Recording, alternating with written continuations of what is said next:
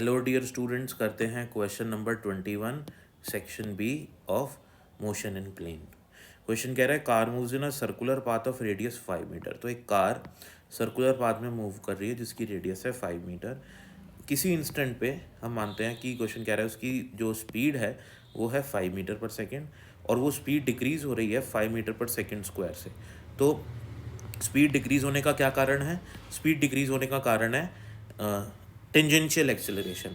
ये जो tangential acceleration है जो उसकी स्पीड को घटा रहा है, वो अपोजिट डायरेक्शन में होगा इसकी स्पीड के। ध्यान रखना, अगर इसकी स्पीड बढ़ेगी तो टेंजेंशियल एक्सेलरेशन इसी डायरेक्शन में होगा। ठीक है, तो जिस डायरेक्शन में स्पीड होगी उसी डायरेक्शन में टेंजेंशियल एक्सेलरेशन होगा। कब?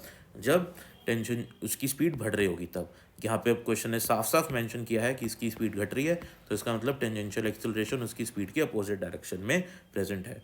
अब क्वेश्चन बोल रहा है the angle between acceleration vector and velocity vector. ठीक है, तो हमको एक्सेलरेशन एंड वेलोसिटी के बीच में एंगल निकालना है, कितना एंगल बन रहा होगा।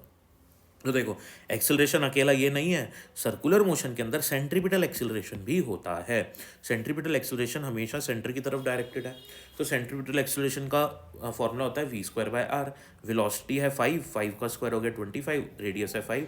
सॉल्व करके अपना सेंट्रीपिटल एक्सेलरेशन आ गया 5 मीटर पर सेकेंड स्क्वायर। ठीक है, अब वेलोसिटी पता है अपन को 5 मीटर पर सेकेंड, टेंजेंशियल एक्सेलरेशन ये रहा, सेंट्रीपिटल एक्सेलरेशन ये रहा। अब इन दोनों एक्सेलरेशन का जो नेट होगा, यानी कि ये भी 5 है और ये भी 5 है, तो इनका रिजल्टेंट इधर आएगा, वो होगा 5√2, क्योंकि दोनों वेक्टर्स इक्वल है ना।